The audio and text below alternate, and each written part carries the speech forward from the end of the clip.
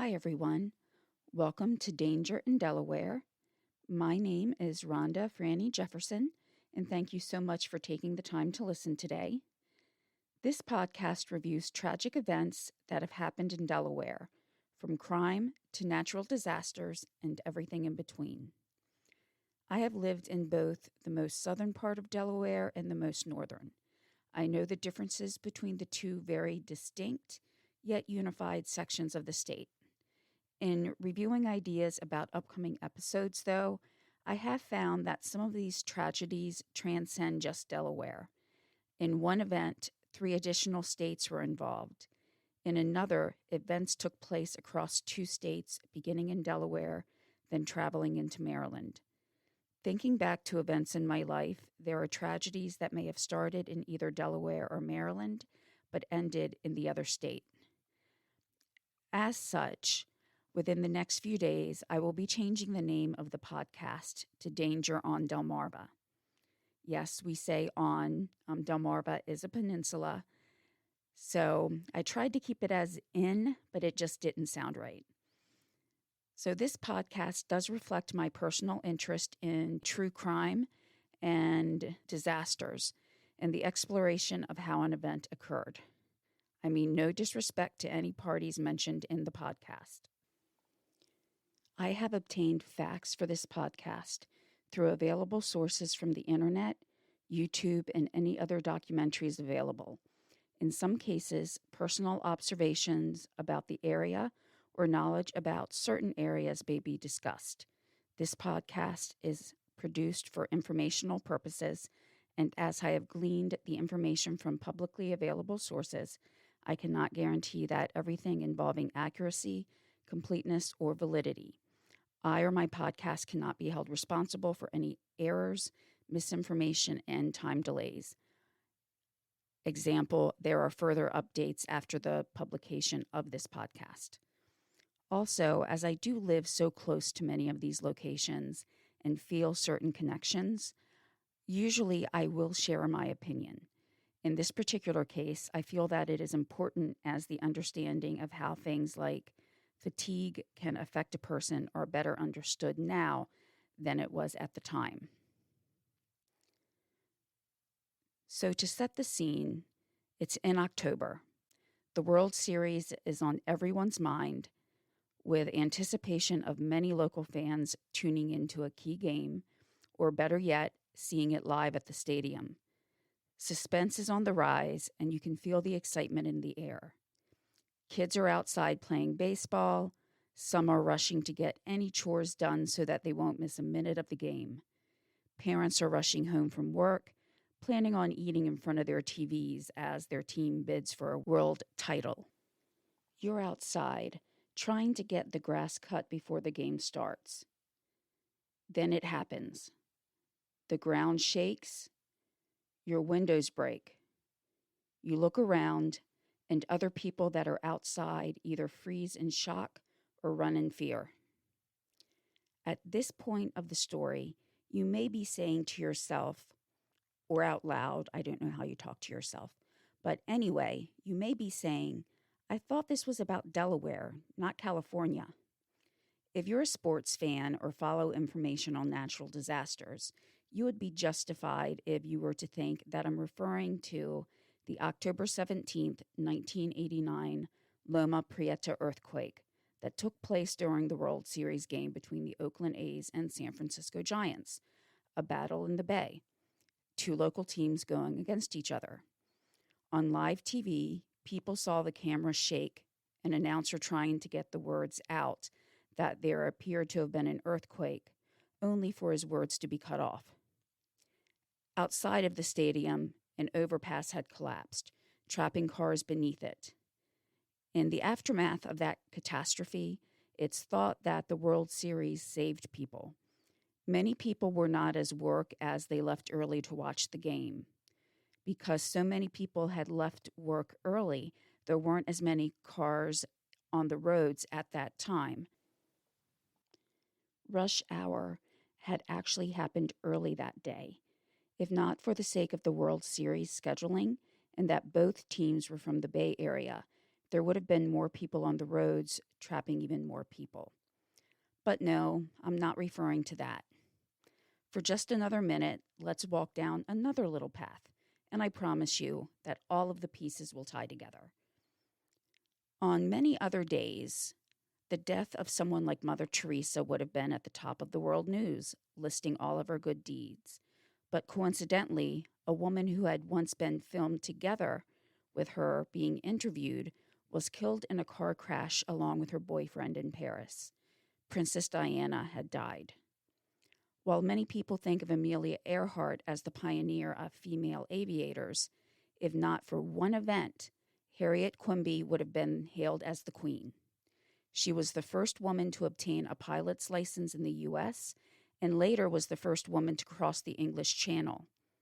The date of her epic feat? April 16th, 1912, the day after the Titanic sank. So the event that I'm going to talk to you about today happened on a night almost exactly 9 years prior to the Bay Area earthquake that disrupted a World Series, in a place almost as far as you can go, spanning from one coast to the other. On October 21st, 1980, many people in the Mid-Atlantic region were going to be tuning in to a World Series game. Living in Delaware, we learned to adopt other cities' sports teams. Throughout my life, I've rooted for Baltimore Orioles, the Baltimore Colts, and a little less wholeheartedly the Phillies and the Eagles from Philadelphia. But I live in southern Delaware for most of my life. For the most part, the people that I know tend to root for Baltimore teams. But I can in no way say that it's 100% true for everyone that lives in the lower two counties. My nephew loved the Eagles, but I also still consider the Colts my team, even though I woke up one morning to see a Mayflower truck on the news with my dad facing the TV in anger. And if I ever do expand the podcast a little bit more, who knows, I might cover this event. But if you don't know what I'm talking about, Google Colts and Mayflower truck, and you'll get the idea. When I lived in the northernmost county of Delaware, Newcastle County, by the vast majority, the people that I knew rooted for the Philadelphia teams, including the Philadelphia Phillies. It was a very short car ride to that city. But on that night in 1980, the World Series would be the last thing on the minds of thousands of people in Delaware. At 6:30 Eastern Time on October 21st, 1980, the ground shook in northern Delaware. And while Delaware does get a handful of earthquakes every now and then, usually you can barely feel them. The first one that I remember, I actually thought it was a train that was going by that was a little bit heavier than normal.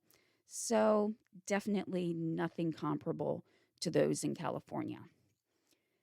But getting back to 1980, it was not an earthquake.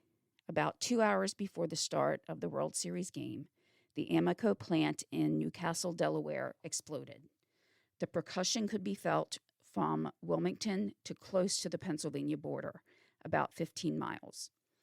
Windows were blown out on a store up to 6 miles away. From a direct quote from an article published on UPI Archives, "I didn't know what it was at all," said Dick Schneider, owner of a food market about 2 miles from the plant. "I saw the black cloud and the flames were shooting very, very high in the air. There was a massive explosion, and there was a huge concussion that followed it, and it blew out all of the windows in the front of my store. Thank God that they didn't blow in. They blew out. Nobody in the store was hurt at all." Fire crews from not only different cities, but from different states responded. Located near many borders, crews from not only cities in Delaware, but also Maryland, Pennsylvania, and New Jersey responded.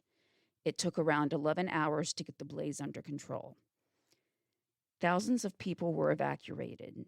As a precaution, as there was a danger to other propylene containers causing yet another blast, toxic fumes were also a possibility. It had not been immediately known how many people had perished. There were discrepancies early on that 7 had died, but there were still a number of workers unaccounted for. The blast knocked out the water supply and the electricity, making an already difficult task seem impossible. It took 45 minutes to be able to access water. Later, the discrepancy regarding the number of those killed was worked out, with 5 dying that day and another succumbing to his injuries later. Approximately 29 were injured. Another Amoco worker, though not working at the time, saw the explosion occur and the flames from his car, and he suffered a mild heart attack. Corporal Barry Beck of the Delaware State Police said the explosion occurred in the processing area, that it spread to the finishing area of the plant and ignited several fires north of the plant in a marsh near Dobbinsville. The scene that I said earlier was influenced by an article that I read. In this article, Wally Pope, who later became the president of the Delaware City Fire Company No. 1, was a child in 1980. He had been outside playing wiffle ball when the explosion occurred, and while he, his friend, and his friend's father tried to go down Route 9, all the traffic was stopped. He said, "I remember just hearing the stories about how they placed our fire truck inside the plant. At one time, they said they told everybody to evacuate the area. They left the truck there running, and then they all went running." I've heard sayings that no accident happens just because of one reason, that it's usually caused by a series of smaller events. So first, I think we need to explore what this plant actually did. The plant was used in the production of polypropylene. And I think the next question then is, what is polypropylene? It's also known as polypropene, and it's a thermoplastic polymer used in a wide variety of applications. It is produced via chain growth polymerization from the monomer propylene. And to many of us, I think that just seems as clear as mud. And thank you, Wikipedia. The explosion occurred as the propylene was being unloaded from the railroad tanker cars. A deputy state fire marshal, Richard Lynch, made what I think many would find a controversial statement, myself included. He blames the World Series. The real problem, and you'll never prove it, was the World Series. There were so many people who didn't want to be there, I'll bet someone just forgot to do something. This statement is not based on fact, and he actually says so. While it would be easy to judge one or more workers at the plant as being distracted by the thought of a first World Series victory by a local team, these were professionals who knew the importance of being precise. And while some other factors may come into play, I don't think I'll ever be convinced that the thought of a baseball game would make people forget key steps. So just as Lynch's opinion is just that, an opinion, so is mine. Another deputy fire marshal, Daniel Kiley, had a few more thoughts on the event, thoughts that have been reinforced with time as the impact of fatigue has been studied in many industrial areas. Still, to inject a further 2 cents, I don't necessarily like the wording of this quote, and I'll explain in a moment. He said that it was caused by carelessness when workers on forced overtime loosened 4 bolts holding a critical valve to a 3-inch pipeline. To further quote from a News Journal article, that pipeline was connected to a block-long reactor vessel. Inside that reactor, gas is condensed into liquid form. So maybe I'm a little sensitive, but I don't like the use of the word carelessness when the person or persons who did this may or may not be around to defend themselves. Also, the forced overtime can decrease morale and increase fatigue. I think that we are more aware of those impacts now. In many transportation industries, such as jobs that require a CDL or commercial driver's license, as well as pilots, the number of hours that can be worked in a day are limited. Also, many times, either local ordinances or company policy ensures that there is enough time for ample rest. While it may not be known what the exact frame of mind for each employee was, There had to be some that were feeling fatigued. The men did not live in a vacuum. They had other responsibilities, whether it be to their families or schooling or whatever other endeavors that they may have had outside of work. While their jobs were detail-oriented, they could not be expected to live only to work. They had to have other areas of interest and reasons to make the job and its pay worthwhile.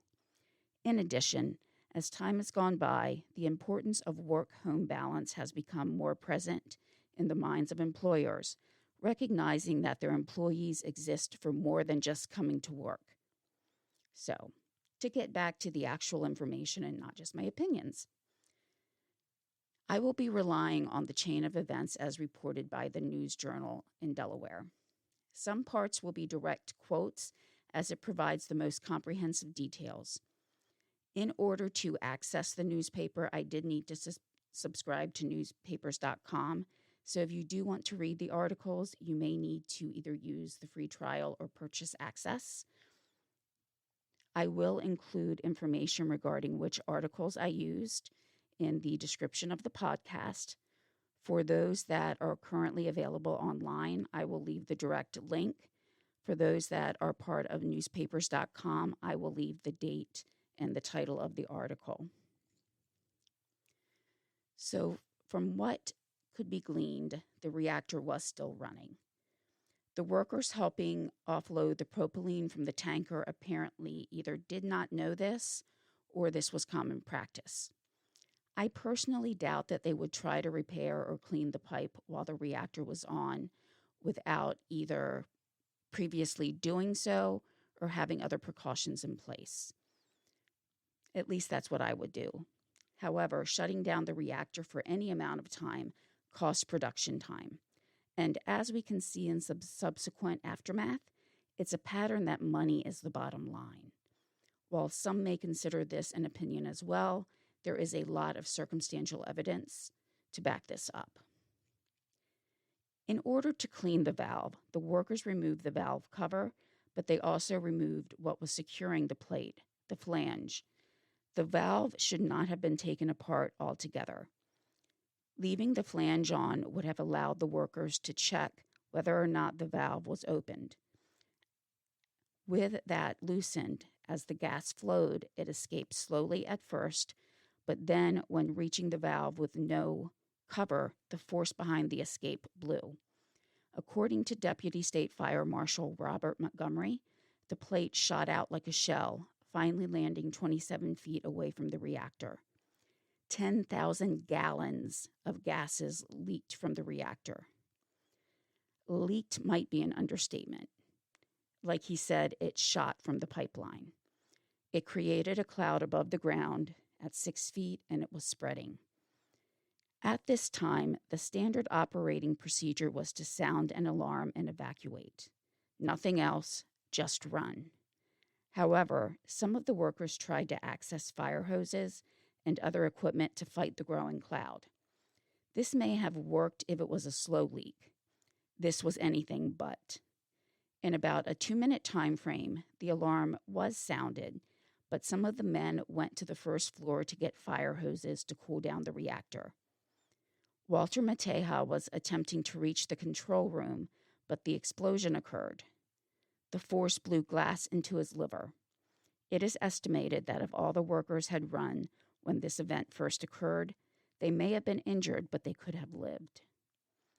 An anonymous supervisor at the plant said that the leaks were commonplace, and they could usually fight it. Recalling a previous close call, he said, "But we got lucky on that one." I said before that there is usually no one cause of an accident. The reactor was not shut down. The valve was removed altogether when it should not have been, preventing a safety check. The alarm was rung, but many chose to stay to fight the gas cloud. Something was needed to set the explosion off, and it is speculated that a spark from the fire equipment being dragged across the floor was that ignition. All of this took only a short time.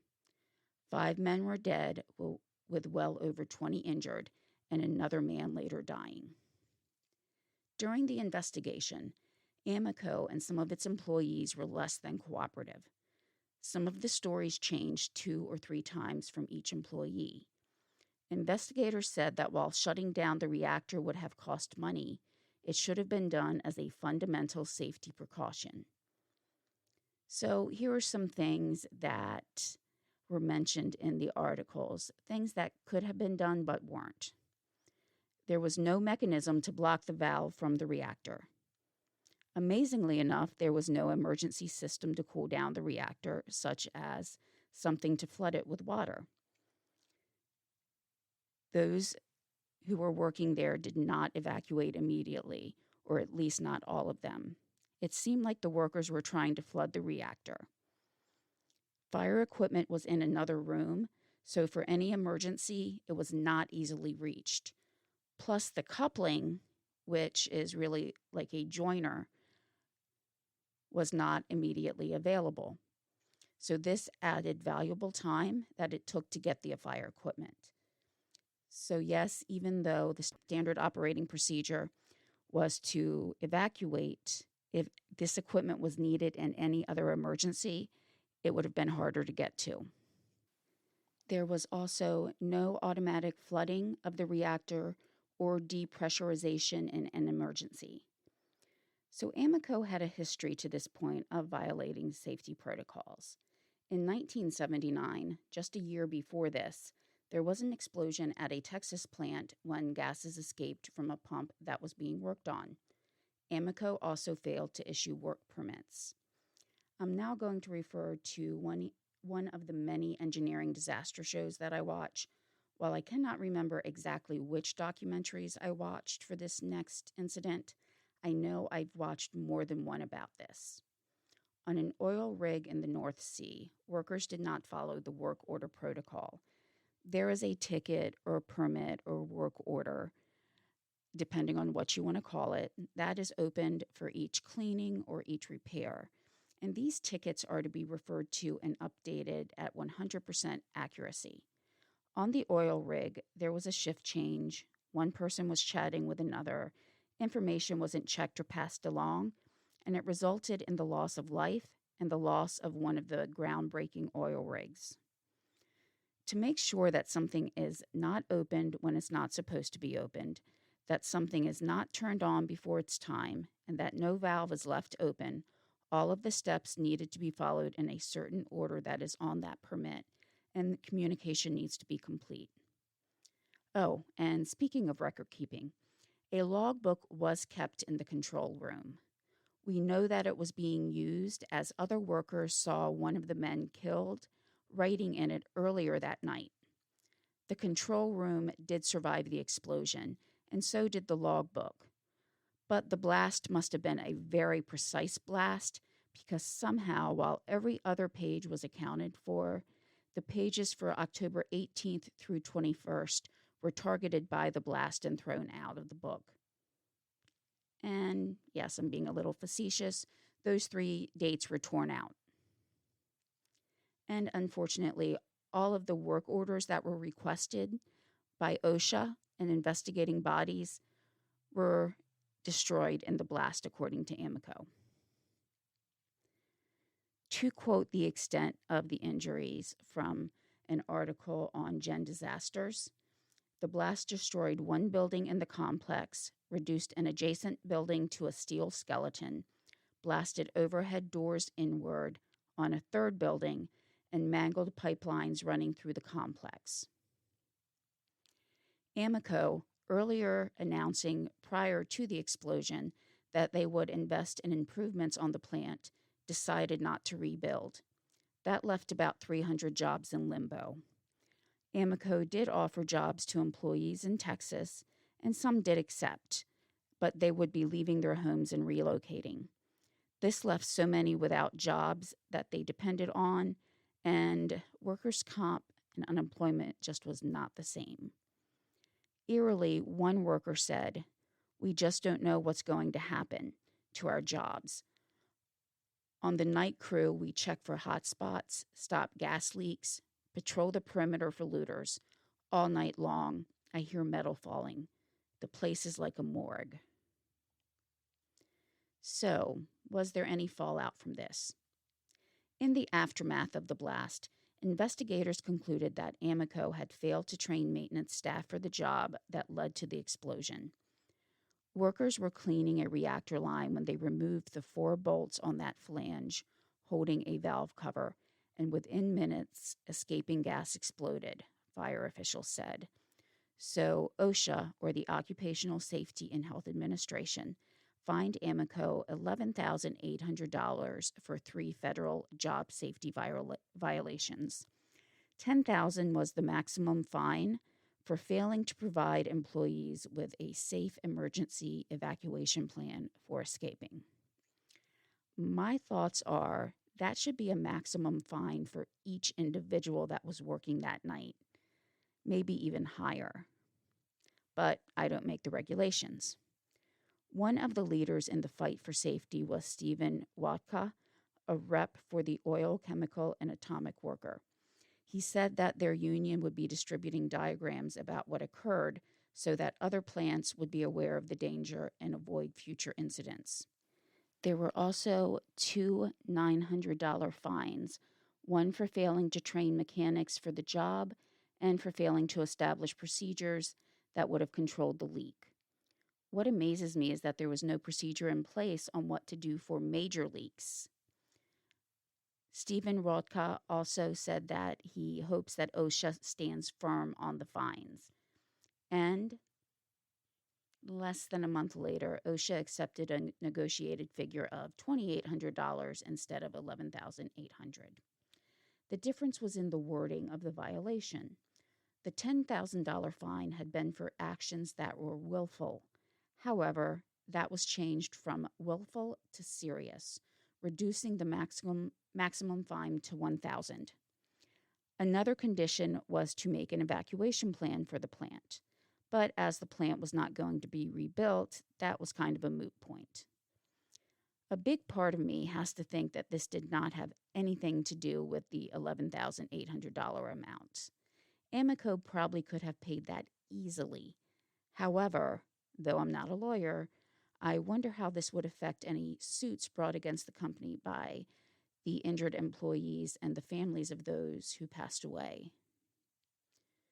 So I do have a couple of epilogues in regards to this. Actually, more like a few. In October of 1989, so this was actually just a little bit, actually around the same time as the World Series was going on in California, there was a natural gas explosion at an Amoco natural gas production plant. This killed 1 person and injured 11, and it was caused by a malfunctioning check valve. And also, I said earlier that I did not think that professionals would let a baseball game distract them to the point that they disregarded all protocols. What I found after researching some things further is about a year later, after an article commemorating the first-year anniversary and silent vigil that had occurred, an Amoco or former Amoco employee spoke out in the letter to the editor in the news journal. He called out Deputy State Fire Marshal Richard Lynch, who had said that workers were distracted by the World Series. He also thought that there was proper training and supervision. He said, "You do not do a job poorly because of a baseball game. The people on shift work at Amoco had to work holidays. We didn't do our jobs carelessly just because we had to work when we would rather be home with our families." The training at Amoco was excellent as far as I am concerned. The supervisors all knew their jobs and they did them well. Also, the mechanics knew their jobs. Statements like these are a low blow to the survivors and people like me who went to the Amoco plant that terrible night as members of the fire and safety squad and fought the fire and tried in vain to help our friends and coworkers who were trapped. The letter to the editor was written by Robert J. Gail Sr. So I do completely agree about the World Series. It would be counterintuitive. If they were not safety conscious, they would be willfully running a risk of not being able to go home to their families. And while I empathize with his defense of his colleagues, there had to be some gaps in either training or supervising. It may not have even been gaps at this particular Newcastle plant. If all plants were run in similar fashion, training and procedures would have come from the top down. The workers at the Newcastle plant, then those in charge there, would have been working on incomplete or dangerous grounds. This does not impugn the character of the workers at the Amoco plant in Delaware, as they would not have been the ones to decide what emergency equipment would be in use, what safeguards were available, and deciding on procedures. As there was a similar explosion at another plant the previous year, it seems that the management of Amoco did not learn their lesson. While taking shortcuts on some things might save time, in the long run, it can create adverse conditions and cost so much more, and most importantly, human lives, and then also the material costs. There is also the destruction that the explosion left behind in its wake, ecology-wise. The state of Delaware didn't let Amoco off so easily. While Amoco donated the land to the state of Delaware, they needed to be held accountable. Legal notices were posted in newspapers to show the progress that DNREC, or the Department of Natural Resources, was making in ensuring that the cost was covered by Amoco. One of the notices that I did find was from 2002. In 2006, the state of Delaware commenced cleanup of part of the marsh area that had been covered by a part of the land where the plant once was. This was set to be the biggest state cleanup in Delaware history. Before I continue, I'm just going to say that if I had known about this when I had lived in that part of Delaware, well, I may not have ever lived in that part of Delaware. To quote an article from the October 1st, 2006 edition of the Sunday News Journal, the $15 to $20 million project will remove soil littered with plastic and chemical wastes 5 feet deep in some places. Success would eliminate a decades-old contamination problem that has left refuse so thick that the ground burns sometimes, releasing clouds of toxic smoke. The land is part of nearly 90 acres along Army Creek, where an Amoco plant exploded then at the time of this article, 26 years ago, after decades of unauthorized wastewater discharges that sent plastic, toxic, chemicals, and other hazardous compounds into the marsh. Decades later, cleanup from the plant's unauthorized discharges and from the explosion costs millions of dollars. When the marshland caught fire, it would even release toxic smoke. So state officials say the cleanup is going to be financed by Amoco, will be expensive and locally unprecedented.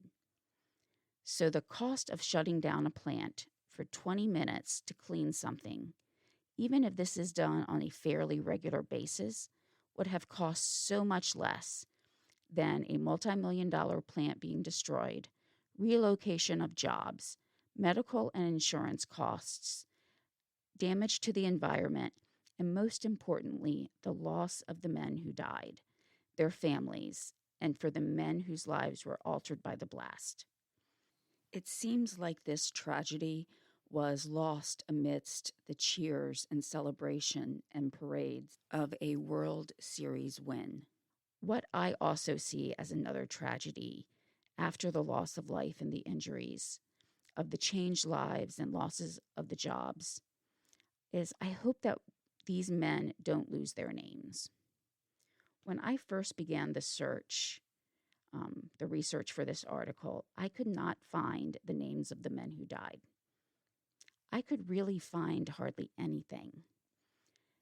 This is one of the times where I realized I had to actually subscribe to newspapers.com to try to review any articles and find out the names of the men who passed away in the explosion. I didn't find it in any of the initial articles, which I completely understand. At that point in time, it wasn't known if the next of kin had been notified yet, So we wouldn't want anybody reading that in the paper. But the next thing that I saw was an article that commemorated the 1-year anniversary and a vigil, and that listed the names of the men.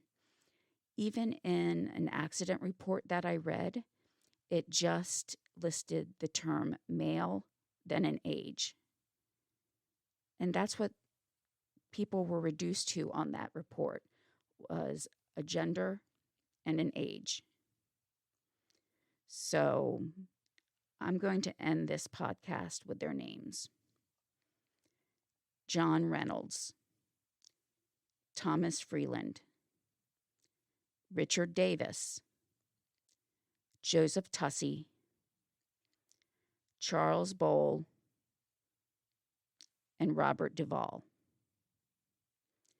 To me, these men were victims of a corporation that did not take safety as seriously as it should. While I think as a society, corporations are being held more accountable for these types of things, it is by no means eradicated yet. So these families and the families of everybody else who worked at that plant were altered in a way that could have been easily avoided. So here ends the podcast for today. As I mentioned earlier, I will most likely be changing the name to Danger on Delmarva. I do have a Facebook page that I will be trying to update the name to as well, just to keep everything streamlined. But thank you for taking the time to listen. And please just take a moment to remember everyone that was impacted by that event. Thank you.